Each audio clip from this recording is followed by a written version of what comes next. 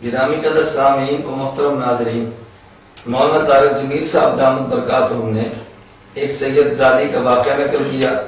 اس کے لیے مولانا صاحب نے ایک خواب بیان کیا. توصیف الرحمان دجال اور کذاب نے اس خواب کو غلط ثابت کرنے کے لیے جس انداز میں پیش کیا، اس کا خلاصہ صرف یہ تھا کہ دو شخصوں کو بیک وقت خواب آئی، اور یہ کیسے ممکن ہے کہ اسی وقت ایک کو خواب آئی اسی وقت دوسری کو خواب آئی، ان دونوں میں آپس میں رابطہ کون سا تھا؟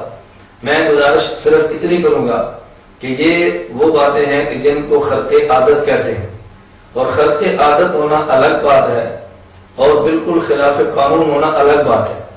اگر یہ بات خلاف واقعہ یا خلاف شریعت ہے تو میں توصیف الرحمان دجال اور کذاب سے سوال کر سکتا ہوں. اس وقت میرے ہاتھ میں کتاب کرامات اہل حدیث ہے جس کے مصنف مولانا عبدالمجید سودروی مرحوم ہیں، اور اس کتاب کو مسلمان کمپنی نے چھاپا ہے، ترتیب و تدوین محمد ادریس فاروقی نے دی ہے. اس کتاب کے صفحہ نمبر 101 پہ ایک کشف نقل کرتے ہیں. تحصیل سرسا میں ایک بڑے رئیس اور نواب تھے.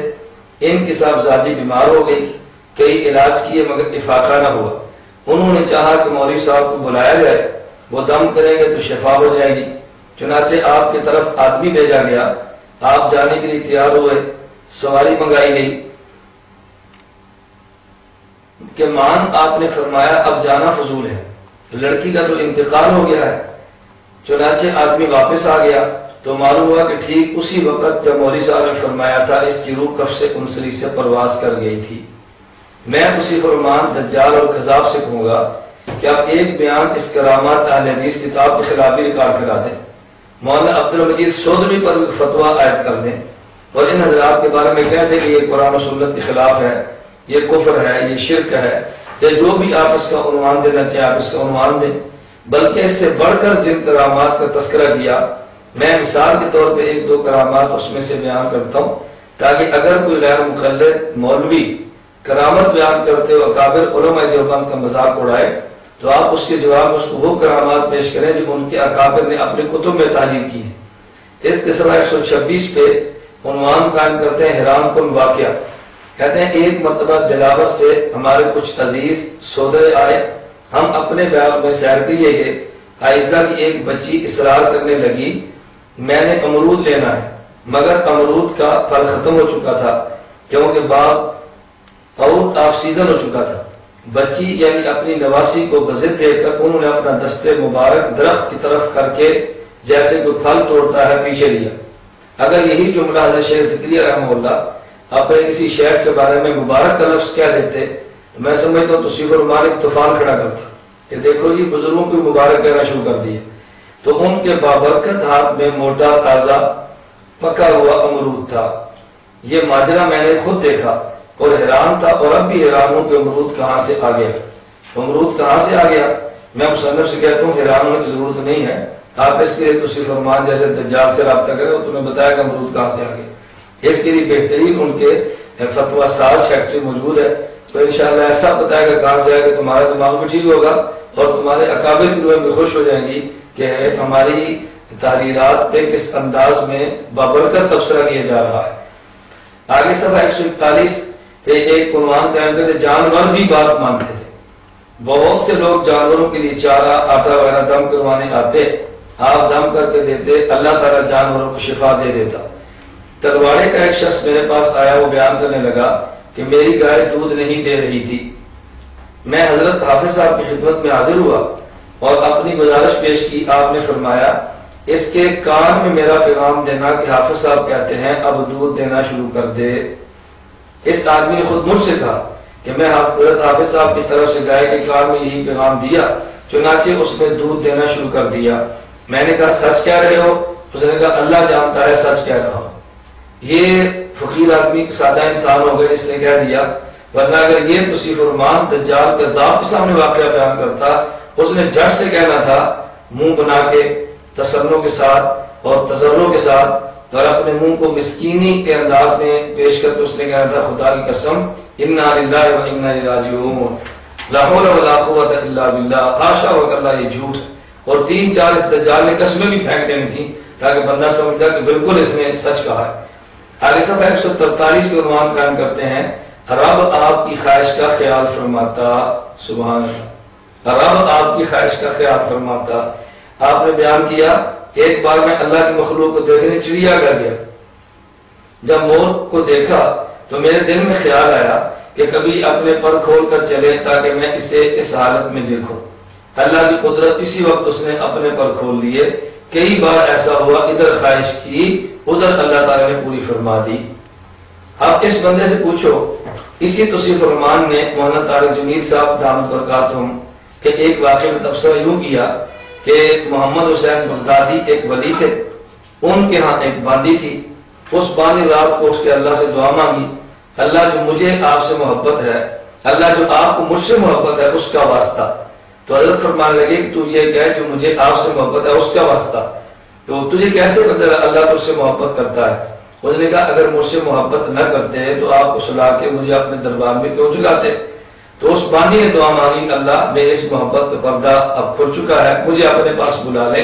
ان کی خواہش کو اللہ نے پورا کیا اور بلا لیا۔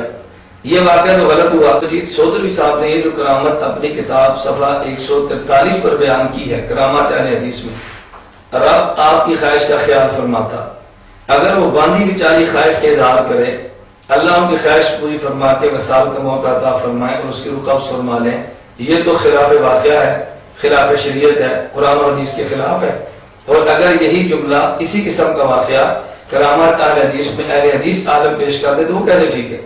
اس لیے میں اس دجال سے کہوں گا کہ جس طرح آپ کو اس باندی اور سید محمد حسین بغدادی مرحوم کے واقعے پر اعتراض ہے، آپ ایک اعتراض اس پر بھی ریکارڈ فرما دیں تاکہ ہمیں پتہ چلے کہ آپ بڑے دیانتدار قسم کے مبلغ ہیں، اور جو آخر نے آپ کے لیے تبلیغ دین اور گمراہ مبلغین کا عنوان قائم غلط ہے، بلکہ آپ تو ہدایت یافتہ اور بڑے نیک مبلغ ہیں، تاکہ ہمیں اندازہ ہو کہ گمراہ مبلغ کا عنوان ٹھیک نہیں تھا، بلکہ آپ ساتھ تو ہادی مبلغ کا عنوان ہونا چاہیے۔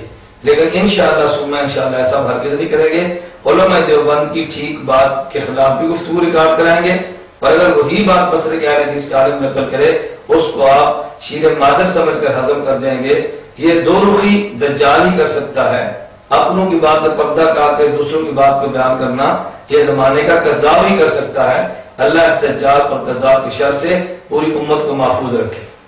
اللہ کو یہ سوال اتنا پسند آیا کہ اللہ گویا خود اس مجلس میں اتر آیا، مدینے کی مسجد میں اتر آیا، اور حضور کو جواب دینے سے پہلے کہا میرے بندو تمہارے پاس ہی بیٹھا ہوں، فإنی قریب وَإِذَا سَأَلَكَ عِبَادِي عَنِّي فإنی قریب، کھل نہیں ہے درمیان میں۔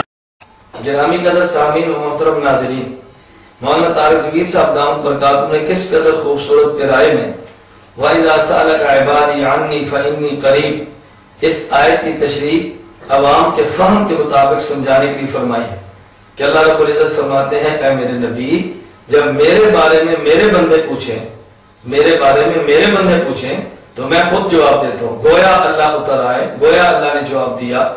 اب اس پر توصیف الرحمان دجال اور کذاب کا اعتراض کیا ہے کہ اللہ کیسے اتر آئے، اللہ مدینے میں کیسے ہے؟ وہ تو مستوی علی العرش ہے۔ اللہ کے بارے میں یہ کہنا کہ اللہ مسجد میں آ گیا، اللہ مدینے میں آ گیا، اللہ نے کہا میں تمہارے پاس بیٹھا ہوں، میں تمہارے سامنے کھڑا ہوں، یہ اللہ کی توہین ہے، یہ اللہ کے اوپر جھوٹ ہے۔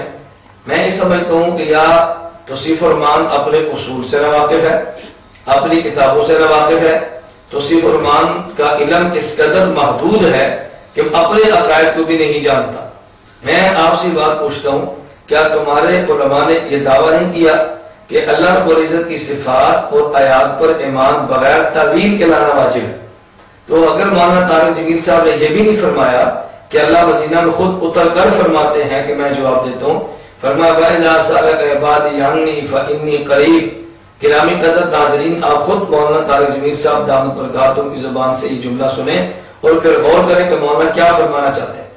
اللہ کو یہ سوال اتنا پسند آیا کہ اللہ گویا خود اس مجلس میں اتر آیا۔ مولانا فرمایا کہ گویا اللہ اتر آتے ہیں اور گویا اللہ یہ جواب دیتے ہیں۔ اب اللہ کا اتر آنا اور بات ہے اور گویا کا اتر آنا اور بات ہے۔ جہاں تک تعلق ہے گویا کے ساتھ تعبیر کرنا، تو یہ تعبیرات تو احادیث مبارکہ میں موجود ہے۔